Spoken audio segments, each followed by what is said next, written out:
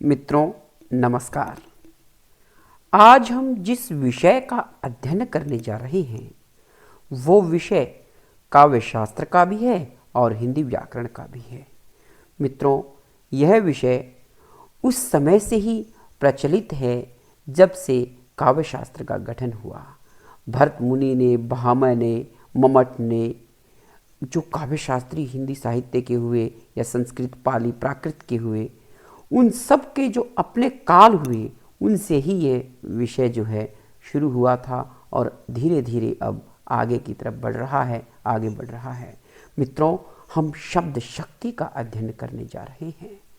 मित्रों, शब्द को बोधक कहते हैं और अर्थ को बोध्य। बोधक यानी कि बोध करवाने वाला, और जिसका बोध होता है वो होता है बोध्य, यानी कि शब्द अर्थ का बोध कराता है, इसलिए शब्द हो गया बोधक, और अर्थ जिसका बोध होता है वो हो गया बोध्य। मित्रों, शब्द शक्ति का एक ऐसा विषय है जिस पर यदि आपकी पकड़ बन जाती है, यदि यह विषय आपकी पकड़ में आ जाता है तो आप भाषा के भीतर के जानकार बन जाएंगे। आपको वो प्रतीति हो जाएगी कि भाषा की सेंस क्या है, भाषा के अर्थ की पकड़ क्या है। और मित्रों, अनेकानेक कॉम्पिटिटिव एग्जाम्स में भी ये बहुत ही महत्वपूर्ण टॉपिक कहलाता है। तो शब्द में निहित अर्थ के व्यापार को शब्द शक्ति कहते हैं। शब्द यानी कि बोधक और अर्थ यानी कि बोध्य। बोध्य और बोधक के बीच के जो संबंध का अध्ययन करवाती है वही शब्द शक्ति होती है। मित्रों, जो मैंने पहले वाली परिभाषा बोली थी बहुत सरल है कि शब्द में निहित अर्थ के व्यापार को शब्द शक्ति कहते हैं। आचार्य मम्मट ने इसे व्यापार कह दिया था और आचार्य विश्वनाथ ने अपनी पुस्तक काव्य प्रकाश में इसे शक्ति कह दिया था। मित्रों, हिंदी साहित्य में 3 शब्द शक्तियाँ हैं: अभिधा शब्द शक्ति, लक्षणा शब्द शक्ति और व्यंजना शब्द शक्ति। अभिधा का जो अर्थ होता है उसे अभिधार्थ कहते हैं, संकेतार्थ कहते हैं। यह अर्थ कथित अर्थ है और लक्षणा का अर्थ लक्षित अर्थ है, परंतु जो व्यंजना का अर्थ है मित्रों, वो प्रतीत हुआ अर्थ है, ध्वनित अर्थ है। उसे महसूसा जा सकता है परंतु वक्ता के द्वारा नहीं, श्रोता के द्वारा। ये श्रोता के द्वारा समझा जाने वाला अर्थ है, इसीलिए इसे व्यंजित अर्थ कहते हैं, ध्वनित अर्थ कहते हैं, सूचित अर्थ कहते हैं, प्रतीत अर्थ कहते हैं। मित्रों, काव्य शास्त्र के अनुसार अभिधा शब्द शक्ति का अध्ययन करने के लिए व्याकरण का सहारा लेना पड़ा और लक्षणा शब्द शक्ति का अध्ययन करने के लिए मीमांसा का सहारा लेना पड़ा। परंतु मित्रों, काव्य शास्त्रियों ने जब व्यंजना का अध्ययन किया तो उन्होंने अपना एक अलग ही रास्ता निकाला। उन्होंने इन दोनों रास्तों का अनुसरण नहीं किया, उन्होंने अपना अलग ही रास्ता निकाला। और मित्रों, एक बात और मैं कहना चाहूँगा, 3 शब्द शक्तियाँ हैं और तीनों शब्द शक्तियाँ अलग अलग तरह के अर्थों की वाहिकाएँ हैं, अलग अलग तरह के अर्थ देती हैं। जैसे पहली शब्द शक्ति का मैं अर्थ स्पष्ट करता हूँ मित्रों। गधा घास खाता है, पहला हो गया अभिधार्थ, सीधा अर्थ। दूसरा हो गया तुम्हारा मित्र गधा है, ये हो गया लक्षार्थ, यानी कि पहले अभिधार्थ को बाधित किया और उससे कोई अन्य अर्थ निकल गया तो ये हो गया लक्षार्थ। और तीसरा है कि इस देश में गधे घोड़े सब एक समान हैं, यानी कि न्याय की प्रणाली चरमराई हुई है, ये है व्यंजना। और व्यंजना मित्रों उस तरह की व्यंजना ही नहीं होती जिसमें टोंट कसा जाता है ना, ये व्यंजना शब्द शक्ति के रूप में है, सूचितार्थ के रूप में है। इसीलिए इस ध्वनितार्थ को, सूचितार्थ को, प्रतीतार्थ को हमें महसूसना पड़ेगा, हमें समझना पड़ेगा कि अभिधा क्या है, लक्षणा क्या है, व्यंजना क्या है। खैर मित्रों, जो अभिधा शब्द शक्ति है वो सपाट बयानी करती है, लक्षणा शब्द शक्ति जो है वो लक्षार्थ को लिए होती है, यानी कि सपाट बयानी से भिन्न कोई अर्थ होता है, परंतु जो व्यंजना शब्द शक्ति होती है मित्रों, वो दोनों ही तरह के अर्थों को बाधित कर देती है। यानी कि ना ही तो सपाट अर्थ होता है और ना ही सपाट से कोई अन्य अर्थ होता है। व्यंजना शब्द शक्ति श्रोता पर निर्भर करती है। जैसे किसी श्रोता ने कह दिया मुझे कि सर 5 बज गए, इसका अर्थ ये भी हो सकता है कि दफ्तर की छुट्टी का समय हो गया। इसका अर्थ ये भी हो सकता है कि 4 बजे बैठे थे, लेक्चर समाप्त होने का समय हो गया। इसका अर्थ ये भी हो सकता है कि चाय का समय हो गया। खैर मित्रों, ये तीनों तरह की शब्द शक्तियाँ अलग अलग तरह के अर्थ देती हैं, अलग अलग तरह की इनमें भावनाएं होती हैं और मित्रों अलग अलग तरह के इनके प्रकार हैं, जिनका हम अलग अलग स्लाइडों में अध्ययन करेंगे। और मुझे आशा है कि जो ये मेरा विवेचन है वो आप सबके हृदयों तक पहुँचेगा। अभिधा शब्द शक्ति। मित्रों, जब सपाट बयानी हो रही हो, यानी कि जो कहा जाए वही समझा जाए, वहाँ अभिधा होती है। मित्रों, अभिधा से जो अर्थ निकलता है वो वाचार्थ होता है। मित्रों, अभिधा में सीधा अर्थ निकलता है। जैसे घोड़े का अर्थ घोड़ा, गधे का अर्थ गधा, उल्लू का अर्थ उल्लू, आदमी का अर्थ आदमी। अभिधा 3 प्रकार के शब्दों के अर्थ का बोध करवाती है। रूढ़ शब्दों का, यौगिक शब्दों का और योगरूढ़ शब्दों का। ये तीनों तरह के शब्द होते हैं जिनका अभिधा बोध करवाती है। शब्द टूट जाए, शब्द के टुकड़े करने के बावजूद शब्द अर्थ ना दे, वहाँ जो है रूढ़ शब्द होते हैं। जैसे तोता, घोड़ा, आदमी, भैंस, बालक आदि। दूसरे नंबर पर यौगिक शब्द। यौगिक शब्द वे होते हैं मित्रों जो अलग अलग टुकड़े करने पर भी अर्थ दे दे। जैसे पाठशाला, देवालय, विद्यालय आदि आदि। इस तरह के जो शब्द हैं वे यौगिक शब्द हैं, यानी कि 2 शब्दों के योग से बने हुए शब्द यौगिक शब्द होते हैं। तीसरे नंबर पे आ गए योगरूढ़ शब्द, यानी कि योग भी है, यानी कि जोड़ भी है जिन शब्दों में 2 शब्दों का, और रूढ़ भी है, यानी कि निश्चित अर्थ की प्रतीति भी वे करवा रहे हैं। अर्थात ये शब्द हैं जैसे लंबोदर, दशानन, गिरिधर, पवनसुत आदि आदि। जैसे गिरिधर मान लो, गिरिधर का अर्थ है गिरि को धारण करने वाला, परंतु ये शब्द कृष्ण भगवान के लिए रूढ़ हो चुका है, यानी कि ये 2 शब्दों के मेल से है, इसलिए इसे योग रूढ़ कहेंगे। और स्थिर किस अर्थ के लिए है? ये कृष्ण भगवान के लिए ये अर्थ स्थिर है। लंबोदर, लंबोदर का मतलब है लंबे पेट वाला, लंबोदर, उदर जिसका लंबा हो, परंतु ये मुख्य रूप से गणेश भगवान के लिए बिल्कुल स्थिर अर्थ की प्रतीति करवाने वाला शब्द है। और जैसे एक शब्द है चारपाई। चारपाई तो किसी भी चीज़ के हो सकते हैं, जैसे मेज के हो सकते हैं, कुर्सी के हो सकते हैं, किसी और चीज़ के हो सकते हैं, परंतु जो खाट है उसे ही चारपाई कहा जाता है।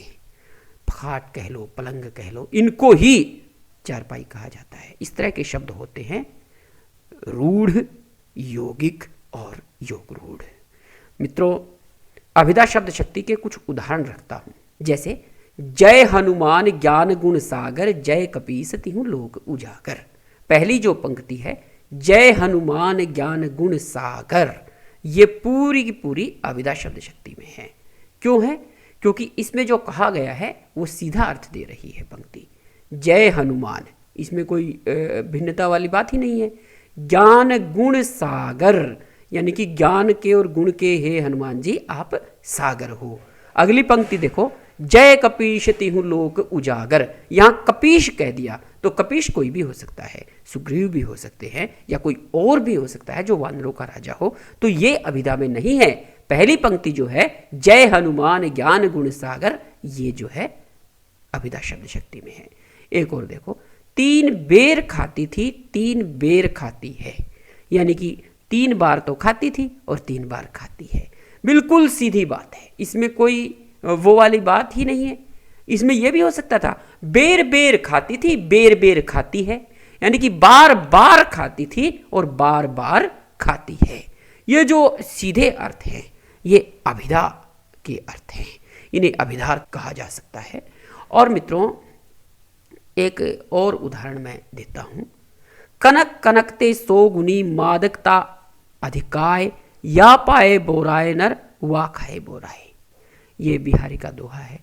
कनक कनकते सोगुनी, यहां तो सोगुना कहा है, परंतु सोगुने का अर्थ सोगुना नहीं लगाना चाहिए। साहित्य में संख्यात्मक अर्थ केवल संख्यात्मक अर्थ नहीं होता, वो बहुत अधिक, बहुत कम, या बहुत सा, या बिल्कुल समान आदि के रूप में अर्थ को अभिव्यक्त करने वाला शब्द होता है।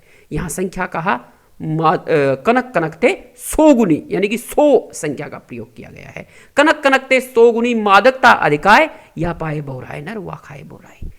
यहाँ मित्रों सीधे शब्दों में हम देखते हैं तो कनक कनकते सोगुनी में जो है अभिधा अर्थ की अनुभूति होती है, क्योंकि पहले तो जो है जिक्र किया गया धतूरे का और फिर किया गया है सोने का। कनक धतूरा, कनक सोना, यानी कि धतूरे से भी सोने में 100 गुना जो है ज़्यादा नशा होता है। या खाए बोराए नर, यानी कि धतूरे को खा करके आदमी बोरा जाता है, और वाह पाए बोराए, और उसको यानी कि सोने को पा करके भी आदमी बावरा हो जाता है, पागल हो जाता है, नशे में हो जाता है।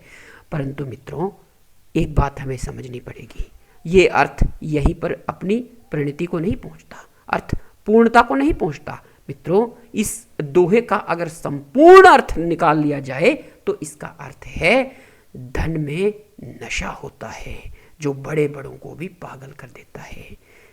कहने का अभिप्राय ये है कि कोई भी दोहा या कोई भी पंक्ति अभिधा में होते हुए भी व्यंजना में हो सकती है, वो व्यंजित भी हो सकती है। अतः ये दोहा एक एक पंक्ति के आधार पर तो अभिधा में है, परंतु संपूर्ण अर्थ में ये व्यंजना शब्द शक्ति में है, संपूर्ण अर्थ इसका व्यंजना में है। खैर मित्रों अभिधा शब्द शक्ति का प्रयोग हम जीवन में सबसे ज्यादा करते हैं। जब आपस की बातचीत होती है तो वहाँ मैक्सिमम टाइम जो है अभिधा ही पाती है। जब किसी आर्टिकल को पढ़ते हैं तब बहुत बहुत जगह अभिधा ही पाती है। जब हम कोई तथ्यात्मक वर्णन सुनते पढ़ते हैं तो वहाँ हमें अभिधा ही शक्ति नजर आती है। जब हम मैथ के सवालों का हल करते हैं या मैथ के सवाल देखते हैं, क्वेश्चंस देखते हैं गणित में, तो वहाँ हमें जो है हर जगह अभिधा शब्द शक्ति ही पाई जाती है। हमें वहीं वो जो है अभिधा शब्द शक्ति ही पाती है वहाँ।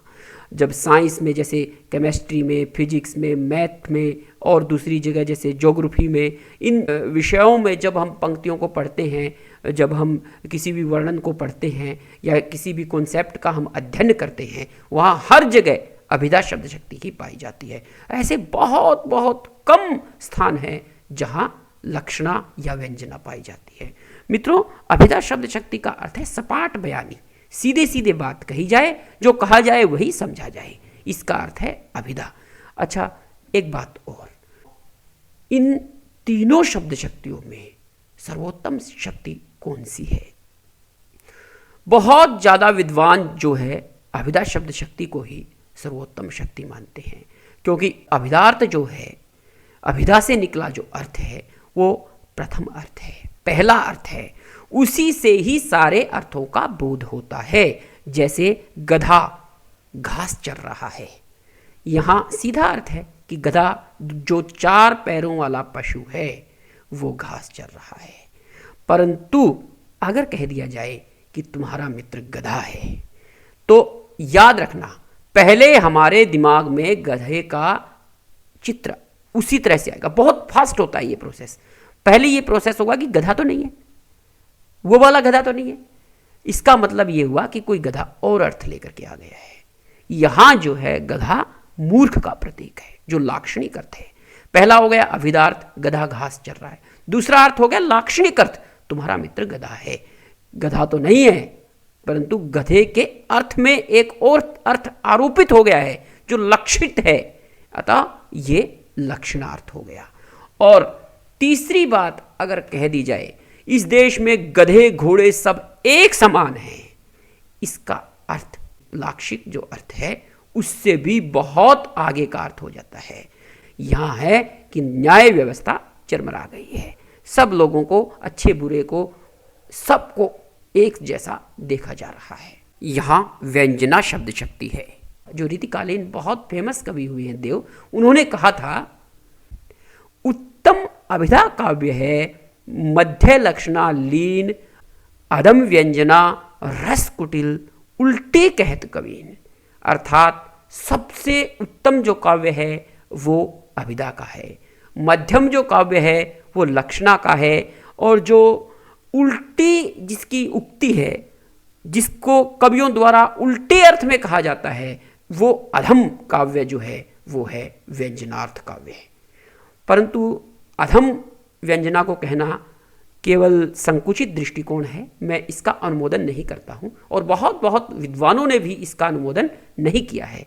परंतु मित्रों, अभिधा शब्द शक्ति अपने आप में सपाट बयानी के लिए फेमस है। सपाट बयानी ही इसकी मूल पकड़ है, मूल पकड़ कि सपाट बयानी जहाँ हो रही हो, जो कहा जा रहा हो वही समझा जाए, एक अर्थ को ही वाहित करती है, एक अर्थ की ही वाहिनी है।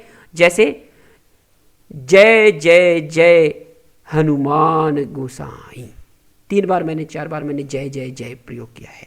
जय जय जय हनुमान गोसाई, इसको सीधा सीधा समझा जाता है कि हनुमान जी की जय जयकार हो रही है।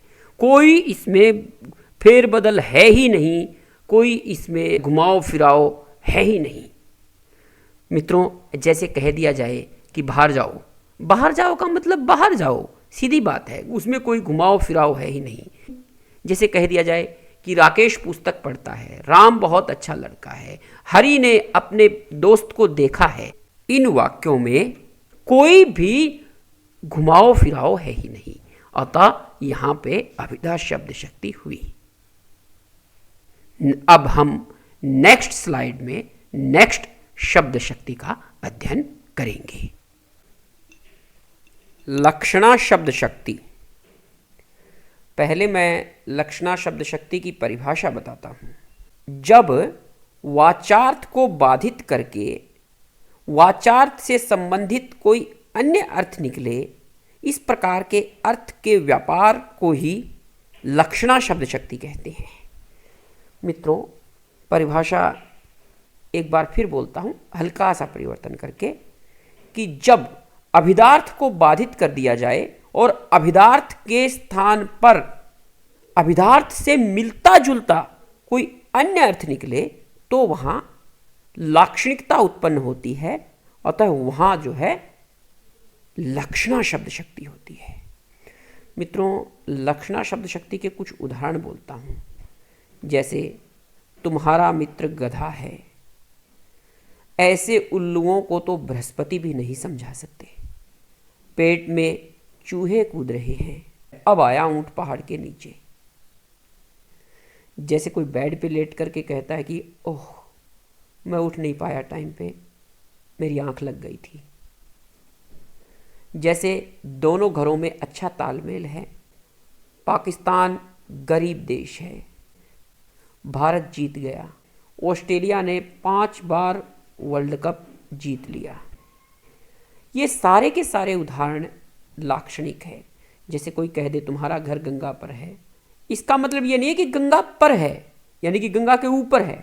इसका मतलब ये है कि गंगा के किनारे है। कहने का मतलब अभिधार्थ से संबंधित अर्थ होता है इसमें। अभिधार्थ जैसा अर्थ प्रतीत होता है, परंतु अभिधार्थ नहीं होता। अर्थ है लाक्षणिक, यानी कि अभिधा से मिलता जुलता कोई अन्य अर्थ जहां भी हो वहां लाक्षणिकता होती है, और वो लक्षणा शब्द शक्ति है। अच्छा मित्रों, लक्षणा शब्द शक्ति का जैसे एक उदाहरण था, तुम्हारा मित्र गधा है। हमारे मन में पहले अभिधार्थ प्रकट होगा, बहुत फास्ट प्रोसेस होता है ये, बहुत फास्ट। पहले अभिधार्थ मन में आएगा और फिर जो है महसूस होगा कि नहीं, गधे की बात नहीं हो रही। फिर गधे से मिलता जुलता कोई अर्थ बुद्धि ग्रहण करती है और उससे हमें बोध होगा, ओह गधे को मूर्ख के अर्थ में भी प्रयोग करते हैं, तो जो है इसका मतलब मूर्ख के अर्थ में बात हो रही है। कह देते तेरा दिमाग मोटा है, इसका मतलब ये थोड़ी ना है कि बुद्धि उसकी मोटी हो गई है। नहीं नहीं नहीं, इसका मतलब है कि वो याद नहीं कर पा रहा, ये लाक्षणिक अर्थ है। उनका घर गंगा पर है या इलाहाबाद गंगा पर है। गंगा पर होने का मतलब गंगा के ऊपर नहीं है, गंगा की धारा के ऊपर थोड़ी फ्लाईओवर बना करके इलाहाबाद बना दिया गया है। नहीं नहीं नहीं नहीं, इसका मतलब ये है कि गंगा के तट पर है। भारत जीत गया। भारत जीत गया का मतलब भारत जीत गया से ये अभिप्राय नहीं है कि कोई भारत की भूमि है और वो जीत गई। नहीं नहीं नहीं नहीं, इसका मतलब है कि भारत का कोई विशेष, जैसे क्रिकेट टीम का नाम ले तो क्रिकेट टीम, या हॉकी का नाम ले तो हॉकी की टीम, या कोई भारत की सेना किसी से युद्ध कर रही हो तो उस संदर्भ में बात हो रही हो। जैसे भारत पाकिस्तान के युद्ध का वर्णन हो रहा हो, बार बार हो रहा हो, और उसके बाद जो है भारत की सेना की विजय हो जाए और फिर कोई समाचार में कह दे कि भारत जीत गया, तो ये है भारत जीत गया। यानी कि भारत की सेना जीत गई। या फिर भारत वर्ल्ड कप जीत जाए और उस मैच की कोई बात करे तो कहे भारत जीत गया, तो यानी कि भारत की क्रिकेट टीम जीत गई। संदर्भ के अनुसार अर्थ का प्रयोग होता है। दोनों घरों में अच्छा तालमेल है। दोनों घरों से मतलब दोनों घर ईंट पत्थर रोड़ी कंक्रीट आदि से बना घर नहीं, ना ना ना ना, इसका मतलब है दोनों घरों में रहने वाले लोगों के बीच आपसी अच्छा तालमेल है। तो ये लाक्षणिक प्रयोग है मित्रों, और जो लाक्षणिक प्रयोग होता है वो लक्षणा शब्द शक्ति में होता है। मैं एक उदाहरण उस तरह का रखता हूं जो अभिधा, लक्षणा और व्यंजना तीनों के अंतर को स्पष्ट करेगा। एक ही प्रतीक का प्रयोग है। जैसे कहा जाए कि वह गधा है, ये एक अभिधार्थ अर्थ है, यानी कि सीधी बात सीधी समझ, वह गधा है।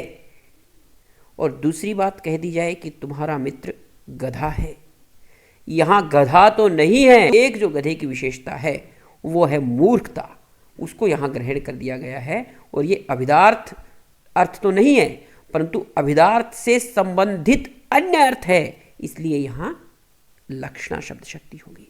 तुम्हारा मित्र गधा है, इससे अभिप्राय हो जाएगा कि तुम्हारा मित्र मूर्ख है। खैर, तीसरी, यहाँ गधे घोड़े सब एक समान हैं। इसका मतलब ये नहीं है, इसका मतलब है न्याय व्यवस्था सही से नहीं है। न्याय व्यवस्था जो है ठीक नहीं है, न्याय व्यवस्था चरमरा रही है। जैसे कहते ना, अंधेर नगरी चौपट राजा, टके शेर भाजी टके शेर खाजा। यहाँ टके शेर भाजी टके शेर खाजा का मतलब वो नहीं है कि कितनी एक टके में जितनी भाजी मिले उतनी मिल जाएगी और एक ही टके में एक शेर ले जाओ और एक टके में जितनी भाई उतनी खा जाओ ना। इसका अभिप्राय है कि सही गलत की सही परख है ही नहीं। सही गलत की जो परख है वो हो नहीं रही है। यहाँ भी वही अर्थ निकल रहा है कि यहाँ गधे घोड़े सब एक समान हैं। यहाँ जो है व्यंजना शब्द शक्ति है। और मित्रों, व्यंजना दो रस्तों से वाक्य में आती है। एक तो अभिधा के रास्ते से, जिसे अभिधा मूला व्यंजना बोलते हैं, और दूसरा लक्षणा के रास्ते से, जिसे लक्षणा मूला व्यंजना बोलते हैं। तो यहाँ जो लाक्षणिक दृष्टिकोण से आ रही है तो लक्षणा का रास्ता हो गया, इसलिए यहाँ लक्षणा मूला व्यंजना हो गई। खैर, हम ये बात जो है व्यंजना को पढ़ाते समय करेंगे। अब मैं लक्षणा शब्द शक्ति के भेद बताता हूँ। मित्रों, यहाँ हम केवल 4 भेदों का ही जिक्र करेंगे। वैसे बहुत सारे भेद माने गए हैं। कुछ विद्वान इसके 64 भेद मानते हैं और कुछ विद्वान जो है इसमें भी मतभेद रखते हैं। उनका मानना है कि 60 से ज़्यादा हैं, और आचार्य रामचंद्र शुक्ल ने जो है 80 भेद माने हैं। खैर मित्रों, 64 भेदों की परंपरा ज़्यादा रही है, परंतु यहाँ हम जो परीक्षा उपयोगी है और कॉम्पिटिटिव एग्जाम्स के लिए, प्रतियोगी परीक्षाओं के लिए जो उपयोगी है, वो 4 भेद कवर करते हैं। इन 4 भेदों में से ही क्वेश्चन आते हैं, इनसे अलग नहीं आते। मित्रों, 4 भेद हैं। नंबर 1 है रूढ़ा लक्षणा, नंबर 2 है प्रयोजनवती लक्षणा, नंबर 3 है उपादान लक्षणा, और नंबर 4 है लक्षण लक्षणा। मैं सबसे पहले रूढ़ा लक्षणा का वर्णन करता हूँ। रूढ़ा लक्षणा मित्रों बिल्कुल एकदम अभिधा जैसी है। अभिधा में और इसमें यही अंतर है कि अभिधा में सपाट बयानी होती है और इसमें जो लाक्षणिक अर्थ है उसका वहन होता है, उसका पालन होता है। तो रूढ़ा लक्षणा वो शब्द शक्ति है जो रूढ़ उक्ति को स्पष्ट करती है, जिसमें रूढ़ बात को अभिव्यक्त किया जाता है। जितने भी मुहावरे लोकोक्तियाँ हैं वो सब रूढ़ा लक्षणा में आएंगे। जितने भी कथन निश्चित हो चुके हैं किसी भी बात के लिए, जैसे भारत जीत गया, पाकिस्तान की पारी से हार, दोनों घरों में अच्छा तालमेल है, ये सब का सब रूढ़ा लक्षणा में है। ये सारे वाक्य जो है रूढ़ा लक्षणा में है। भारत जीत गया, भारत जीत गया का मतलब ये नहीं कि भारत के सारे लोग या भारत जो भूमि का टुकड़ा है वो जीत गया, नहीं, इसका अलग अलग संदर्भों में प्रयोग है। जैसे क्रिकेट की टीम का मैच हम देख रहे हो और कहते हैं कि भारत जीत गया, तो इसका मतलब है कि भारत की क्रिकेट टीम जीत गई। हरियाणा वीर भूमि है, इसका मतलब ये नहीं कि हरियाणा की जो पूरी भूमि है वो वीर है, कुछ अलग है उस भूमि में, नहीं, इसका अर्थ ये है कि हरियाणा के लोग वीर हैं। अगला, उसका घर गंगा पर है। उसका घर गंगा के ऊपर नहीं है, परंतु इससे अभिप्राय हुआ कि उसका घर गंगा के किनारे है। यहां ये रूढ़ ही हो चुकी है, यानी कि रूढ़ हो चुके हैं। रूढ़ यानी कि स्थिर हो गया है ये अर्थ। उसके पेट में चूहे कूद रहे हैं। पेट में चूहे कभी कूदते ही नहीं। यहां मुहावरे में है ये बात कि मुहावरे में जो है चूहे कूदने की बात से अभिप्राय है उसे भूख लगी हुई है। कह देना कि ऑस्ट्रेलिया को हराना नाको चने चबाना है, यानी कि बहुत मुश्किल है, बहुत बहुत मुश्किल। जैसे कह दिया जाए कि पिछले मैच में ऑस्ट्रेलिया ने मुंह की खा ली। मुंह की खाली का मतलब ये नहीं है कि उनके मुंह पे कुछ लग गया, नहीं, उनकी हार हो गई। मुंह पे किसी के मार के देखो बड़ी दिक्कत हो जाएगी, परंतु ये बात कह दे कि तूने मुंह की खाई थी कल, उसको ये लगेगा हाँ बात सही है, हार हो गई थी। तो जहां भी मुहावरे, लुकोक्तियां या ऐसी उक्तियां जो एक अर्थ पे रूढ़ हो चुकी हैं उनका प्रयोग होता है, वहां रूढ़ा लक्षणा शब्द शक्ति का प्रयोग होता है। दूसरी है मित्रों प्रयोजनवती लक्षणा। प्रयोजन जिसमें पहले ही स्पष्ट हो रहा है, प्रयोजनवती यानी कि किसी कारण के कारण। जहां भी मित्रों वक्ता अपने संदर्भ के अनुसार लाक्षणिक ढंग से अपनी बात को अभिव्यक्त करता है, अपने प्रयोजन को सिद्ध करने के लिए अपनी बात को अभिव्यक्त करता है, वहीं पे प्रयोजनवती लक्षणा होती है। मित्रों प्रयोजनवती का मतलब है प्रयोजन के कारण, अर्थात वक्ता द्वारा किसी विशेष प्रयोजन से जब लक्षणा शब्द शक्ति का प्रयोग किया जाता है, और या फिर यह भी बात कहें कि वक्ता द्वारा किसी विशेष प्रयोजन से लाक्षणिक वाक्य का जहां प्रयोग किया जाता है उसमें जो शब्द शक्ति होती है वो प्रयोजनवती लक्षणा होती है। जैसे किसी पड़ोसी के यहाँ कोई चिनाई का काम चल रहा है और उसके बराबर वाला पड़ोसी आकर के कह दे कि यार 3 साल हो गई, ये ताजमहल कब पूरा होगा। ये ताजमहल से अभिप्राय यहाँ आगरा वाला ताजमहल नहीं है। इसका मतलब ये है कि बहुत बहुत टाइम हो गया भाई, इतने टाइम में क्या मतलब ये अभी तक पूरा नहीं हुआ है क्या, कितना टाइम और लगाओगे। इसका अर्थ यही है कि बोर हो गया है वो उनकी चिनाई से, खटपट क्रेशर, रोड़ी, सीमेंट आदि की धूल धक्कड़ आदि आदि से। तो यहाँ प्रयोजन से अर्थ का प्रयोग हुआ है। और कोई फोन से बात करे अपने पड़ोसी की अच्छी बिल्डिंग को देख करके, आओ यार एक बार देखो मेरे पड़ोसी ने कितना सुंदर महल बनाया है। यहाँ महल से अभिप्राय वो महल नहीं बनाया, महल वो अलग अर्थ हो गया। महल तो पहले राजाओं के होते थे, बहुत बड़े बड़े, बहुत ऊंचे ऊंचे, नहीं, अपने पास की बिल्डिंग को देख करके अगर वो महल का नाम लेता है तो इसका मतलब ये हो गया कि कोई जो है अच्छी सुंदर बड़ी बिल्डिंग बनी है। पहले वाले राजाओं वाले महल का अर्थ नहीं हुआ। तो मित्रों जहां भी किसी प्रयोजन से अर्थ का प्रयोग किया जाता है वहीं प्रयोजनवती लक्षणा होती है। तीसरे नंबर पर मित्रों है उपादान लक्षणा। उपादान का मतलब है अंग। मित्रों जहां सारी बात लक्षणा में हो रही हो परंतु उसमें अभिधा भी साथ हो, अभिधा का वाक्य भी साथ हो, तो जो है उपादान लक्षणा होती है।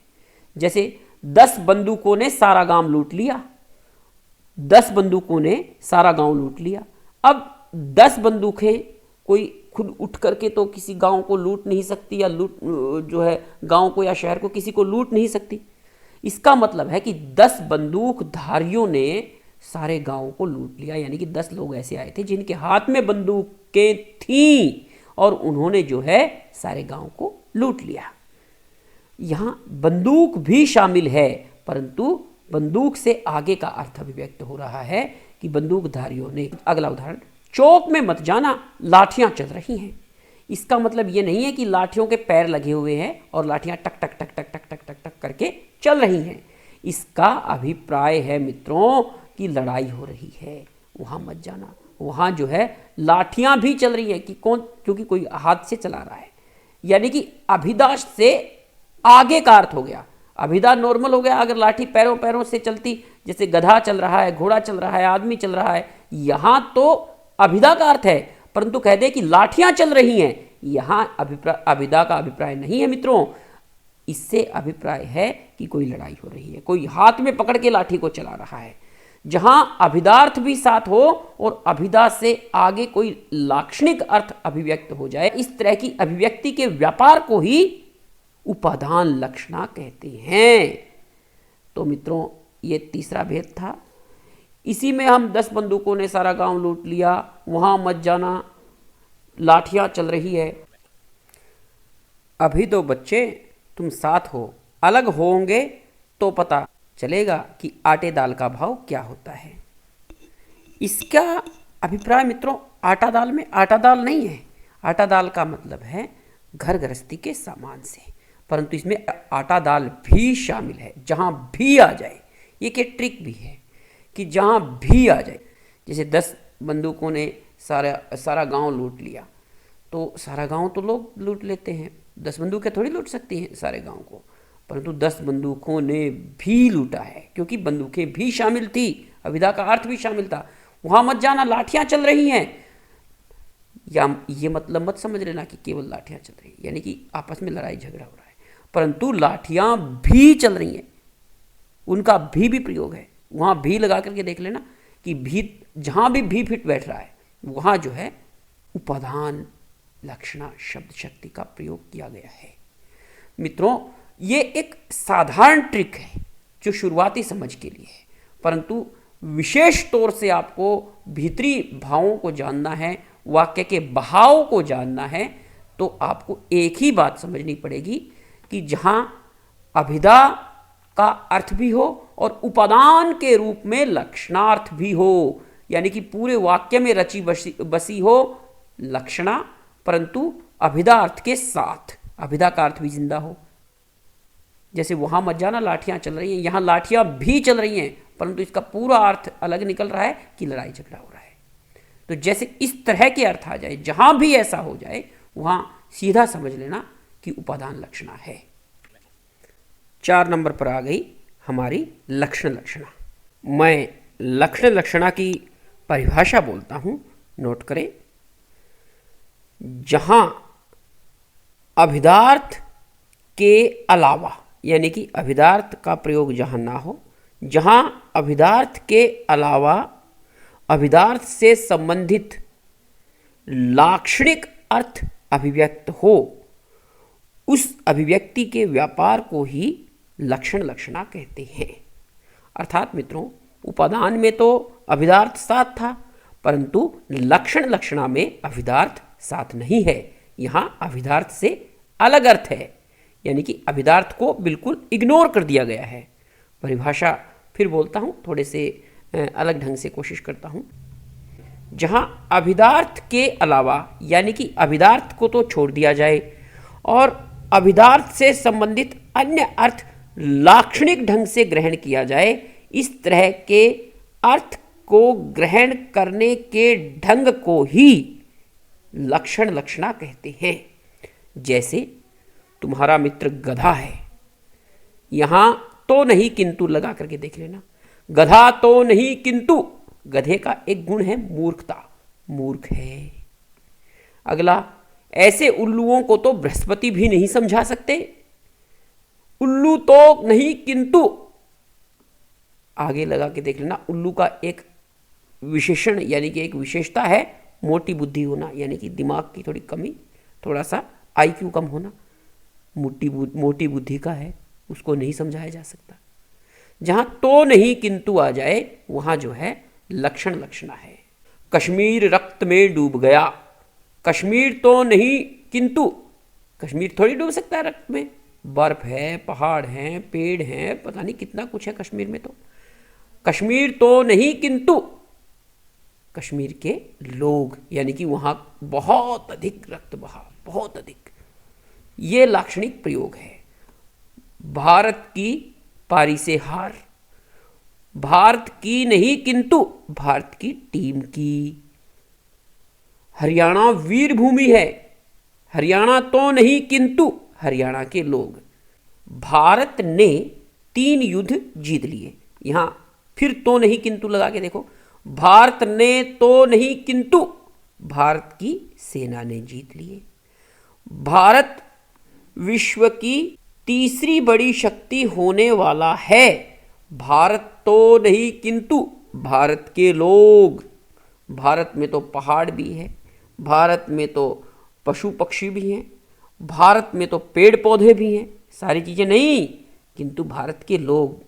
अमेरिका सबसे अमीर देश है, अमेरिका तो नहीं किंतु अमेरिका के लोग। इस तरह का प्रयोग जहाँ भी होता है मित्रों, वहाँ लक्षण लक्षणा होती है। अर्थात अभिधार्थ को पूरी तरह इग्नोर करके अभिधार्थ से संबंधित कोई लाक्षणिक अर्थ ग्रहण किया जाता हो, वहाँ लक्षण लक्षणा होती है। कुछ उदाहरण और बोलता हूँ। दोनों घरों में अच्छा तालमेल है, इलाहाबाद गंगा पर है, भारत पाकिस्तान में युद्ध, तुम्हारा पेट पेठा है, तुम तो निरी उल्लू हो, तुम्हारा मित्र गधा है। भारत अब की बार सबसे आगे, भारत ओलंपिक में बहुत अच्छा करके आया है, आदि आदि। ये मैंने तो नहीं किंतु का प्रयोग न करते हुए उदाहरण बोले हैं। इस तरह के जहां भी उदाहरण आ जाते हैं मित्रों, वहां लक्षण लक्षणा होती है। यहां आप लोग कंफ्यूज मत करना, ना तो रूढ़ी से इसको मिलाना, ना इसको प्रयोजनवती से मिलाना, क्योंकि रूढ़ी लक्षणा किसी निश्चित अर्थ के लिए रूढ़ हो चुकी है और प्रयोजनवती लक्षणा का प्रयोग वक्ता अपने प्रयोजन के अनुसार करते हैं। यहां ये दोनों ही बातें नहीं हैं। यहां अभिधार्थ को बिल्कुल इग्नोर करके अभिधा से संबंधित लाक्षणिक अर्थ को ग्रहण करते हुए उसका लाक्षणिक प्रयोग किया जाता है, इसलिए इसे लक्षण लक्षणा माना जाता है। व्यंजना शब्द शक्ति, शब्द के जिस व्यापार से अभिधार्थ और लक्षार्थ से भिन्न अन्य अर्थ प्रतीत हो, उसे व्यंजना शब्द शक्ति कहते हैं। यानी कि मित्रों, शब्द के जिस व्यापार से अभिधार्थ और लक्षार्थ से अन्य अर्थ की प्राप्ति की जाती हो, उसे व्यंजना शब्द शक्ति कहते हैं। अच्छा, व्यंजना पर आधारित जो अर्थ होता है उसे वास्तविक अर्थ, ध्वनियार्थ, प्रतिमानार्थ, सूच्यार्थ आदि नामों से पुकारा जाता है। व्यंजना शब्द शक्ति से प्राप्त अन्यार्थ, विशेषार्थ, वास्तविकार्थ आदि को प्राप्त कराने वाला शब्द व्यंजक कहलाता है, और जो अर्थ प्राप्त करवाया जाता है वो व्यंजित होता है, व्यंजित। इस व्यंजित अर्थ को व्यंग्यार्थ या ध्वनियार्थ भी कहते हैं। मित्रों, व्यंजना 2 प्रकार की होती है, शाब्दी व्यंजना और आर्थी व्यंजना, यानी कि शब्द पर आधारित व्यंजना और अर्थ पर आधारित व्यंजना। मुख्य रूप से व्यंजना के 2 भेद होते हैं। पहली बात और दूसरी बात में कंफ्यूज मत करना।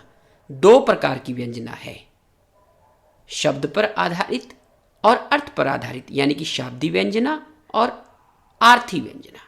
परंतु अगली बात है यहाँ कि व्यंजना शब्द शक्ति के 2 भेद होते हैं। यानी कि व्यंजना शब्द शक्ति मित्रों दो भेद होते हैं, इस बात से पहले यही बात जान लो कि व्यंजना शब्द शक्ति काव्य में दो रस्तों से आती है। व्यंजना शब्द शक्ति के काव्य में या गद्य में आने के दो मार्ग हैं। नंबर 1 अभिधा का मार्ग है, नंबर 2 लक्षणा का मार्ग है।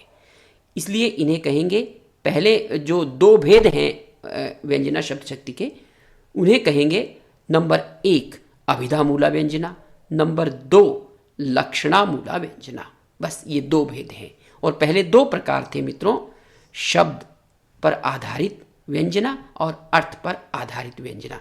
शब्द पर आधारित व्यंजना को कहेंगे शाब्दी व्यंजना और अर्थ पर आधारित व्यंजना को कहेंगे आर्थी व्यंजना। व्यंजना का जो अर्थ है वो संदर्भ के अनुसार बैठता है मित्रों। मैं उदाहरण देता हूं। जैसे कह दिया जाए कि 7 बज गए, 7 बजे का अर्थ अलग अलग व्यक्ति के लिए अलग अलग निकलेगा। जैसे गार्ड को कह दिया जाए कि 7 बज गए, तो वो ये समझ सकता है कि मेरी ड्यूटी का टाइम हो गया, मेरी शिफ्ट शुरू हो गई।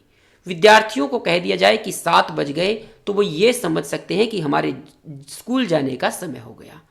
अगर गृहिणी को कह दिया जाए कि 7 बज गए, तो वो ये समझ सकते हैं कि सुबह हो गई, गृह कार्य के आरंभ का समय हो गया। अगर किसी ऑफिस जाने वाले, कार्यालय जाने वाले या स्कूल जाने वाले कर्मचारी को ये कह दिया जाए कि 7 बज गए, इसका मतलब ये है कि उसका जो है उठने का टाइम हो गया, 7 बज गए। यदि किसी बूढ़ी माता को ये बात कह दी जाए कि 7 बज गए, तो वो ये भी समझ सकती हैं कि मेरी पूजा का समय हो गया। पुजारी को ये बात कह दी जाए कि 7 बज गए, तो वो ये भी समझ सकते हैं कि पूजा में हम बहुत लेट हो गए, पूजा तो 4 बजे होनी चाहिए थी, परंतु अभी 7 बज गए। कहने का अभिप्राय ये है मित्रों कि व्यंजना का अर्थ संदर्भ के अनुसार बैठता है।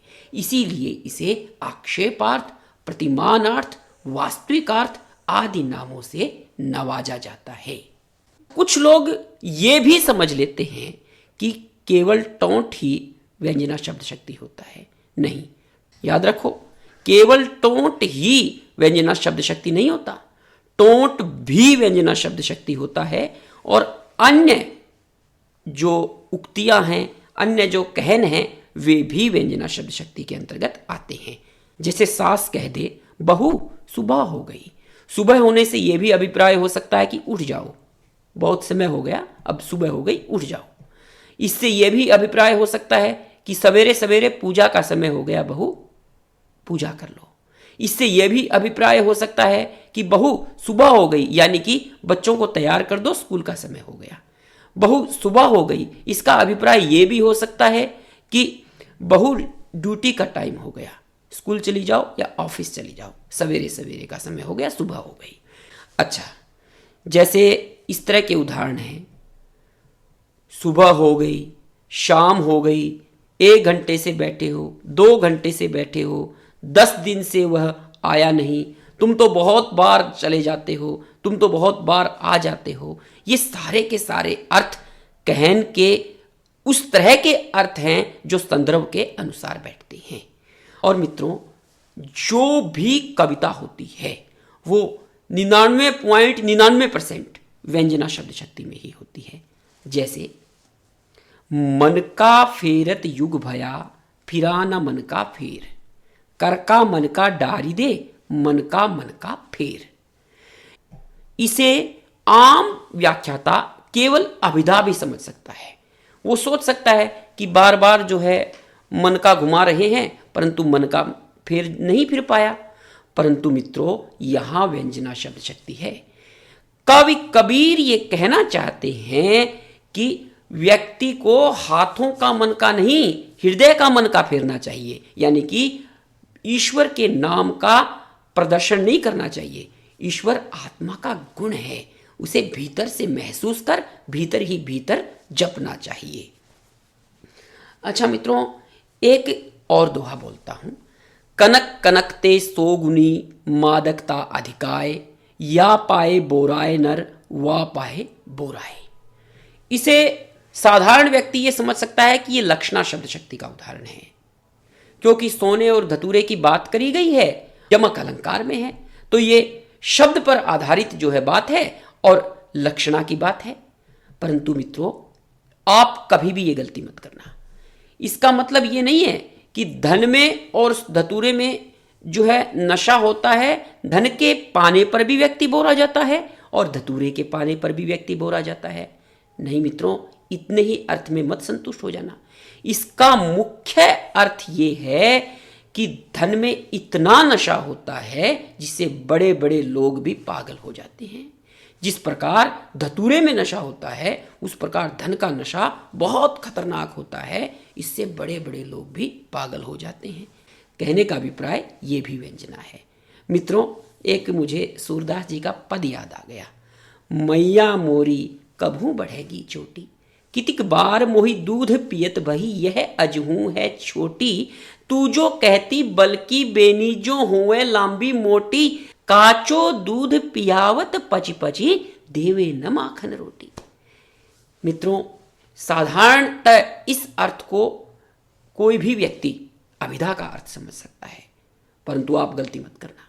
यहां व्यंजना है मित्रों, क्योंकि कृष्ण भगवान ने यहां केवल इतनी बात नहीं करी है कि मुझे चोटी बता दो मेरी कब बढ़ जाएगी, मैया मैया बता दो मेरी चोटी कब बढ़ेगी। नहीं, उन्होंने मेन बात ये करी है कि हे माता, हे मैया, मुझे आप कच्चा दूध बार बार चोटी की बात करके क्यों पिला रहे हो, माखन रोटी दो। कवि का जो कहने का अभिप्राय है, वो जो वास्तविक अर्थ है वो यहां रखा है कि कृष्ण मुख्य रूप से मक्खन की मांग कर रहे हैं। ये है व्यंजना, ये है व्यंजना का पूर्ण रूप से एकदम सिद्धत्व। सूरदास के इस पद को ही हम अंदर तक महसूस लेंगे तो व्यंजना की सारी गांठें खुल जाएंगी। मित्रों, एक दोहा, बड़ा प्यारा दोहा है बिहारी का, मुझे याद आ गया, मैं उदाहरण के रूप में रखता हूं, थोड़ा गाने की कोशिश करूंगा। जा बैठी अति सघन वन, पैठी सदन तन माह, जा बैठी अति सघन वन, पैठी सदन तन माह, देख दोपहरी जेठ की छाहू चाहती छाह, देख दोपहरी जेठ की छाहू चाहती छाह, जा बैठी अति सघन वन, पैठी सदन तन माह, देख दोपहरी जेठ की छाहू चाहती छाह। वाह, क्या कल्पना है, क्या कल्पना है। मानवीकरण की सुंदर अनुभूति करवाती हुई ये मित्रों व्यंजना है। कोई साधारण व्यक्ति ये समझ सकता है कि ये लक्षणा है, क्योंकि छाह चाहती छाह, यहां पर जो बात करी गई है वो छाह की इच्छा की बात करी गई है, तो ये लाक्षणिक अर्थ है। परंतु नहीं मित्रों, मैं व्याख्या करता हूं। जा बैठी अति सघन वन, इसका मतलब है कि छाया या तो वन में जाकर के बैठ गई है, सघन वन में जाकर के बैठ गई है, केवल वन में नहीं। जा बैठी अति सघन वन, छाया या तो अति सघन वन में जाकर के बैठ गई है, यानी कि अति सघन वन में रह गई है, या पैठी सदन तन माह, या लोगों के घरों में रह गई है। यानी कि या तो छाया गहरे वनों में जाकर के बैठ गई है, या लोगों के घरों में मात्र रह गई है, यानी कि केवल घरों में रह गई है। देख दोपहरी जेठ की छाहू चाहती छाह, और जेठ की दोपहरी देख करके तो ऐसा लगता है जैसे छाया भी छाया चाह रही हो। कितना सुंदर वर्णन है राजस्थान की गर्मी का, कितना प्यारा वर्णन है, बिहारी ही कर सकते थे। सतसई का दोहा है मित्रों, परंतु इसका अर्थ यहीं शांत नहीं होता। इसका अर्थ है मित्रों कि जेठ के महीने में भीषण गर्मी पड़ गई है, बहुत बहुत गर्मी हो गई है, इतनी गर्मी हो गई है कि छाया ढूंढे भी नहीं मिल रही है। तो ये है व्यंजना शब्द शक्ति। मित्रों, मुझे आशा है कि व्यंजना शब्द शक्ति आपके हृदयों तक पहुंची होगी। मैं यहाँ तीनों शब्द शक्तियों के अलग अलग उदाहरण बोलता हूँ। पहले व्यंजना शब्द शक्ति के उदाहरण रखता हूँ, क्योंकि व्यंजना सबसे कठिन प्रतीत होने वाली शब्द शक्ति है, और फिर हम लक्षणा शब्द शक्ति के कुछ उदाहरण रखेंगे, और अंत में अभिधा के कुछ उदाहरण रखेंगे। व्यंजना सबसे कठिन प्रतीत हो सकती है, और उससे सरल जो है लक्षणा है, और लक्षणा से जो सरल है यानी कि जो सबसे सरल है वो है अभिधा शब्द शक्ति। तो मैं पहला उदाहरण रखता हूं आप सबके समक्ष। चरण धरत चिंता करत चितवत चहुओर, सुवर्ण को खोजत फिरत भावे नींद न शोर। यहां व्यंजना शब्द शक्ति है मित्रों, और शब्द पर आधारित अभिधा मूला व्यंजना है। मैं व्याख्या नहीं करूंगा, व्याख्या आप लोगों को समझनी पड़ेगी। यहां सुवर्ण के 3 अर्थ हैं, अच्छे शब्द, सोना और सुंदर स्त्री। दूसरा उदाहरण बोलता हूं, जो रहीमन गति दीप की कुल कपूत गति सोए, बारे उजियारो लगे बड़े अंधेरो होए। यहां बढ़ने के 2 अर्थ हैं मित्रों। बढ़ने का अर्थ बुझना है और बढ़ने का अर्थ बड़ा होना है, यानी कि कपूत और दीप की एक जैसी स्थिति है। अगला, मंगन को देख पट देत बार बार। यहां मंगन के 2 अर्थ हैं, कपड़े तथा दरवाजा। अगला, प्रियतम बतला दे लाल मेरा कहाँ है। ये देखो, प्रियतम बतला दे लाल मेरा कहाँ है। लाल का अर्थ 2 अर्थों में है, नंबर 1 बेटा और नंबर 2 रत्न। तो प्रियतम बतला दे लाल मेरा कहाँ है, ये बिल्कुल एकदम सीधी है, अभिधा मूला शब्द आधारित व्यंजना। शब्द पर आश्रित है ना, तो शब्द आधारित। ये हमें पकड़ना पड़ेगा कि यहाँ श्लेष शब्द के रूप में आया है या अर्थ के रूप में आया है, यहाँ व्यंजना शाब्दी है या आर्थी है, ये परखना पड़ेगा। कई बार श्लेष के बिना भी व्यंजना होती है, परंतु वो मैक्सिमम टाइम आर्थी व्यंजना होती है। अधिकतर जो है बिना श्लेष पर आधारित व्यंजना होती है, वो आर्थी व्यंजना होती है। अगला, मधुबन की छाती को देखो सूखी कितनी इसकी कलियां। यहां कलियां शब्द के 2 अर्थ हैं। कलियां यानी कि फूल के खिलने से पहले की स्थिति, और दूसरा अर्थ है यौवन से पहले की स्थिति। यहां मित्रों लक्षणा पर आधारित आर्थी व्यंजना है। अगला, रावण सर सरोज बनचारी, चली रघुवीर सिली मुखधारी। सिली मुख का अर्थ यहां भ्रमर भी है और बाण भी है। तो ये जो है अभिधा मूला शाब्दी व्यंजना है, क्योंकि यह शब्द पर श्लेष केंद्रित है। ये हमें परखना पड़ेगा, भाषा पर हमारी पकड़ बताएगी कि ये क्या है और ये क्या है। अगला, सूली ऊपर सेज हमारी किस विधि सोना होए, गगन मंडल पर सेज पिया की किस विधि मिलना होए। कबीर जी का बड़ा सुंदर दोहा है। सूली ऊपर सेज हमारी किस विधि सोना होए, गगन मंडल पर सेज पिया की किस विधि मिलना होए। यहां पिया 3 अर्थों में प्रयोग है मित्रों, ये बेहतरीन श्लेष है। यहां जो है श्लेष के साथ साथ व्यंजना भी बता दी, श्लेष के साथ साथ व्यंजना शब्द शक्ति भी है, परंतु श्लेष को भी समझ लो और व्यंजना को भी समझ लो, 2 बात एक बात में। तो यहां जो दूसरी पंक्ति है सेज पिया की, यहां पिया 3 रूपों में प्रयोग हुआ है। एक तो पति के रूप में पिया का प्रयोग है, दूसरा प्रियतम के रूप में पिया का प्रयोग है, और तीसरा भगवान के रूप में भी पिया का प्रयोग किया गया है। ये बहुत ही सटीक उदाहरण है अर्थ पर आधारित लक्षणा मूला व्यंजना का। मित्रों भटकना मत इस बात में, अभिधा नहीं है, ये लक्षणा है, लक्षणा, और शाब्दी नहीं है, शब्द पर आधारित नहीं है, अर्थ पर आधारित है, क्योंकि 3 अर्थ निकल गए हैं। अगला, चिर जियो जोरी जुरै क्यों न स्नेह गंभीर, को घटिए वृषभानुजा वे हलधर के वीर। यहां वृषभानुजा यानी वृषभानु नामक व्यक्ति की पुत्री, और वृषभानुजा का मतलब है वृष राशि में प्रवेश किए सूर्य की पुत्री, और वृषभानु यहां गाय के अर्थ में भी है। यहां 3 अर्थ में वृषभानुजा का प्रयोग हो रहा है। वृषभानुजा गाय के अर्थ में भी है, और वृषभानुजा जो है सूर्य की पुत्री के रूप में भी है, और वृषभानुजा यानी कि वृषभानु नामक व्यक्ति की पुत्री ये 3 अर्थों में वृषभानुजा का प्रयोग हो रहा है। और दूसरी जगह हलधर के जो 2 अर्थ हैं। पहला अर्थ है हलधर के वीर, यानी कि बैल का भाई, बैल के भाई के रूप में भी पहला अर्थ निकल गया। हलधर तो बैल होता है ना, बैल ही अर्थ हल को धारण करता है। और दूसरा अर्थ निकल गया हलधर के वीर, मतलब कि बलराम के भाई। हलधर जो है बलराम को भी कहा जाता है। तो यहाँ बहुत ही सुंदर व्यंजना प्रस्फुटित होती है।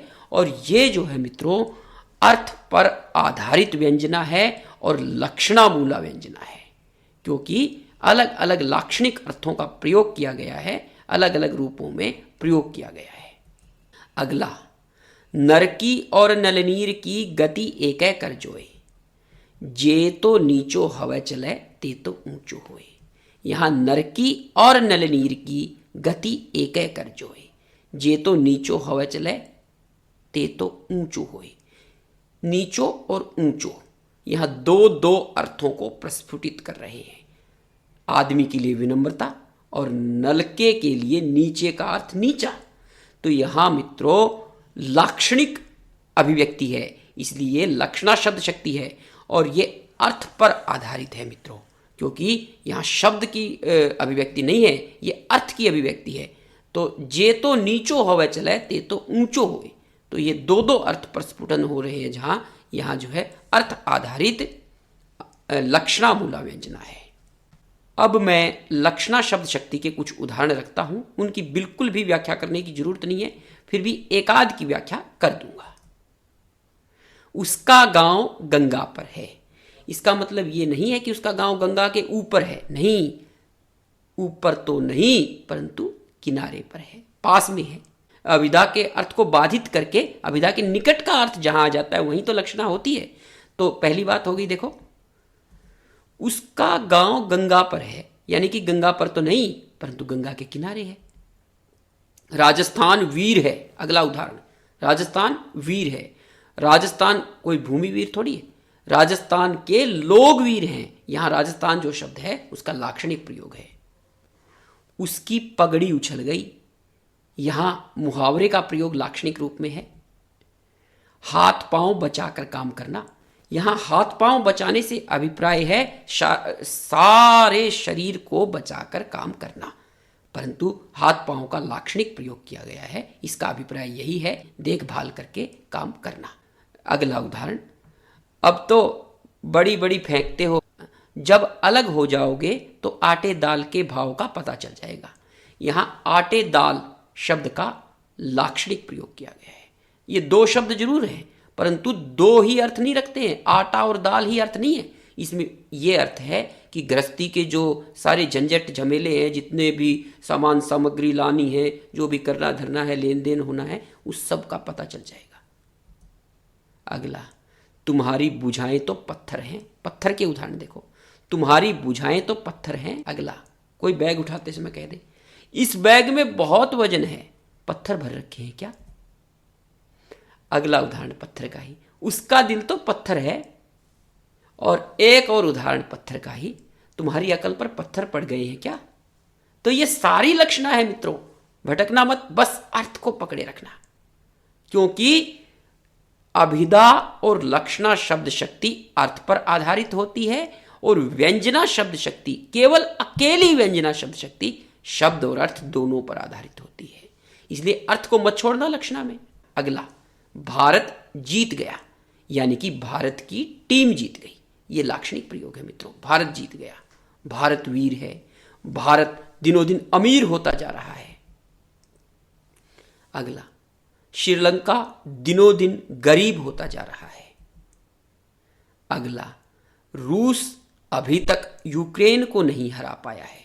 रूस कोई व्यक्ति थोड़ी है जो जा करके उठ करके यूक्रेन को हरा देगा, नहीं, इसका मतलब है रूस की सेना। रूस का मतलब है रूस की सेना, ये लाक्षणिक प्रयोग है रूस का। रूस की सेना अभी तक यूक्रेन को नहीं हरा पाई है, यानी कि यूक्रेन के लोगों को नहीं हरा पाई है। रूस और यूक्रेन दोनों के दोनों लाक्षणिक प्रयोग हैं। अगला, 5 बंदूकों ने सारा गांव लूट लिया। कहने का अभिप्राय यह है मित्रों कि 5 बंदूकें तो थीं परंतु 5 बंदूकों को धारण करने वाले भी थे, अर्थात ये लाक्षणिक प्रयोग है, इसलिए यहां लक्षणा शब्द शक्ति हुई। अर्थ को पकड़े रखना, अर्थ को मत छोड़ना। अभिधा और लक्षणा अर्थ पर ही चलती हैं और अर्थ को मत छोड़ देना। अगला, बाहर मत जाना, लाठियां चल रही हैं। अगला, बहादुरी में तो तुम शेर हो। अगला, उसके पेट पर लात नहीं मारनी चाहिए थी। अच्छा, कोई ये भी समझ सकता है कि ये तो अभिधा है, किसी के पेट पे लात मार दी होगी, परंतु नहीं मित्रों, ये लक्षणा है, क्योंकि पेट पे लात मारना मुहावरा है। इसका अर्थ है रोजी रोटी छीन लेना, उसकी आजीविका छीन लेना, इसलिए यहां लाक्षणिक प्रयोग है। उसके पेट पर लात नहीं मारनी चाहिए थी, गरीब था बेचारा। अगला, भारत ने सारे विश्व को अपनी ताकत दिखला दी। अब कुछ अभिधा पर आधारित उदाहरण भी बोल देता हूं। वह गधा है, गाय दूध देती है, 2 और 2 4 होते हैं, सूरज पूर्व से निकलता है, धरती गोल है, मेरे 2 भाई हैं, मेरे कोई बहन नहीं है, 3 और 2 5 होते हैं, पत्थर भारी होते हैं।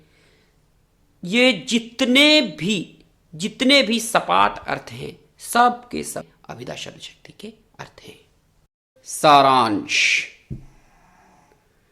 सारांश के तौर पर हम ये कह सकते हैं कि हमने अभिधा, लक्षणा और व्यंजना तीनों शब्द शक्तियों को समझा, तीनों के उदाहरण समझे। कुछ छोटी छोटी ट्रिक्स और हैं जो डिस्कस करेंगे। मित्रों, अभिधा का जो अर्थ है वो संकेत अर्थ होता है, सीधा अर्थ होता है। घोड़े का अर्थ घोड़ा, गधे का अर्थ गधा, घास का अर्थ घास, चील का अर्थ चील, अलमारी का अर्थ अलमारी, दीवार का अर्थ दीवार, गेट का अर्थ गेट, खिड़की का अर्थ खिड़की। परंतु जो लक्षणा शब्द शक्ति का अर्थ है, यानी कि जो लक्ष्यार्थ है, वो सीधा अर्थ नहीं होता, वो अभिधा से संबंधित अर्थ होता है। भले ही वो अभिधार्थ नहीं होता है, परंतु उसके अर्थ की दिशा सुनिश्चित होती है। यानी कि जैसे तुम पत्थर फेंक रहे हो, यहां अभिधा वाला अर्थ हो गया। और यदि ये बात कह दी जाए कि तुम्हारा हृदय पत्थर है क्या, तो यहां पत्थर तो नहीं है, किंतु पत्थर का एक गुण आ गया है, यानी कि पत्थर के अर्थ की दिशा आ गई है। यानी कि वो जो दिशा थी पत्थर के अर्थ की, वो आ गई है, उसका जो गुण है वो प्राप्त हो गया है, यानी कि कठोरता। ये कह दिया जाए कि इस बैग में बहुत वजन है, पत्थर भर रखे हैं क्या, यानी कि पत्थर का दूसरा गुण आ गया है, वो भारी हो गया है, वजनदार चीज। परंतु अर्थ की दिशा जहां गड़बड़ हो, वहां अर्थ बिगड़ जाता है। जैसे कोई कह दे घर में आग लग गई है, पत्थर जल रहे हैं क्या, नहीं, पत्थर का गुण ही नहीं है तो पत्थर वाला अर्थ भी नहीं आएगा। यानी कि लक्षणा शब्द शक्ति में अर्थ की दिशा सुनिश्चित होती है, यानी कि अभिधा का जो अर्थ है उससे संबंधित अर्थ होता है। जहां पर भी लक्षणा शब्द शक्ति होगी, वहां अभिधा वाले अर्थ से संबंधित अर्थ होगा। तीसरे नंबर पर व्यंजना शब्द शक्ति है। व्यंजना शब्द शक्ति में मित्रों वास्तविक अर्थ की प्राप्ति करवाई जाती है। जहां अभिधा और लक्षणा अपना अर्थ बोध करवा के शांत हो जाएं और किसी अन्य अर्थ की प्राप्ति हो, वहां जो है व्यंजना शब्द शक्ति होती है। मित्रों, व्यंजना का जो अर्थ होता है वो वास्तविक अर्थ होता है, आक्षेप अर्थ होता है, व्यंजित अर्थ होता है, प्रतीत अर्थ होता है। मित्रों, कुछ ट्रिक्स हैं व्यंजना की, जहां पर भी समय सूचक बात हो, जैसे 2 घंटे से 4 घंटे से, 1 दिन से 2 दिन से, सुबह से शाम से, रात से, वो सारी की सारी जो है व्यंजना शब्द शक्ति होती है। यानी कि इस प्रकार के वाक्य व्यंजना शब्द शक्ति में होते हैं। यहां जो है समय की सूचना देकर के वक्ता केवल समय की सूचना ही नहीं देता, वो अपनी बात को भी कहता है, यानी कि उसके अनुसार अपने संदर्भ को भी बैठाता है। तो जो व्यंजना का अर्थ है वो संदर्भार्थ भी होता है, संदर्भ के अनुसार भी अर्थ निकलता है। मित्रों, अभिधा और लक्षणा तो केवल शब्द पर आधारित होती हैं और व्यंजना शब्द शक्ति शब्द और अर्थ दोनों पर ही आधारित होती है। और मित्रों, जहां पर भी वाक्य में विस्मय आदि बोधक लगा मिले, समझ लेना व्यंजना शब्द शक्ति है। मित्रों, आधुनिक कविताओं में और पारंपरिक कविताओं में व्यंजना शब्द शक्ति होती है। पारंपरिक कविताओं में तो एक आध बार अभिधा शब्द शक्ति या लक्षणा शब्द शक्ति कविता में आ भी जाए, काव्य में प्रयोग भी हो जाए, परंतु आधुनिक मुक्त कविता में तो लगभग 100% यानी कि 99.99% व्यंजना शब्द शक्ति का ही प्रयोग किया जाता है। मित्रों, शब्द शक्ति का काव्य में बहुत महत्व है। शब्द शक्ति का काव्य में इतना महत्व है कि आनंदवर्धन ने तो इसके आधार पर ध्वनि संप्रदाय तक बना दिया। मम्मट के काव्य प्रकाश में और विश्वनाथ के साहित्य दर्पण में शब्द शक्ति का खूब वर्णन है। रीतिकालीन कवियों ने भी शब्द शक्ति के बारे में बहुत वर्णन किया है। बहुत बड़े आलोचक, आलोचना सम्राट आचार्य रामचंद्र शुक्ल ने तो शब्द शक्ति पर एक लेख ही लिख मारा। कहने का अभिप्राय ये है कि शब्द शक्ति का बहुत महत्व है। ये अर्थ और शब्द के सामंजस्य को समझाती है, अर्थ और शब्द के बोध को समझाती है, काव्य में उसके प्रयोग को समझाती है, गद्य में और पद्य में अलग अलग तरह से व्यंग्य को, लक्ष्य को और अभिधार्थ को पूर्ण रूप से समझाती है। मित्रों, मैंने कोशिश करी है कि मैं शब्द शक्ति को आप सबके समक्ष उस ढंग से प्रस्तुत कर सकूं जिस ढंग से आप सहज रूप से इसे समझ सके, इसे ध्यान में रख सके। आप सबने मुझे हृदय से सुना, इसके लिए मैं आपका आभार व्यक्त करता हूँ। जाते जाते एक बात कहते जाता हूँ कि यद्यपि आप लोगों ने बहुत ध्यान से इस लेक्चर को सुना है, इस व्याख्यान को सुना है, परंतु उदाहरणों का अभ्यास जारी रखना। जितना अभ्यास होगा आपके पास, जितने उदाहरण होंगे, उतनी ही शब्द शक्ति पर पकड़ आपकी मजबूत होती जाएगी और आप भाषा के संदर्भ में शब्द और अर्थ के पक्के खिलाड़ी बन जाओगे। धन्यवाद।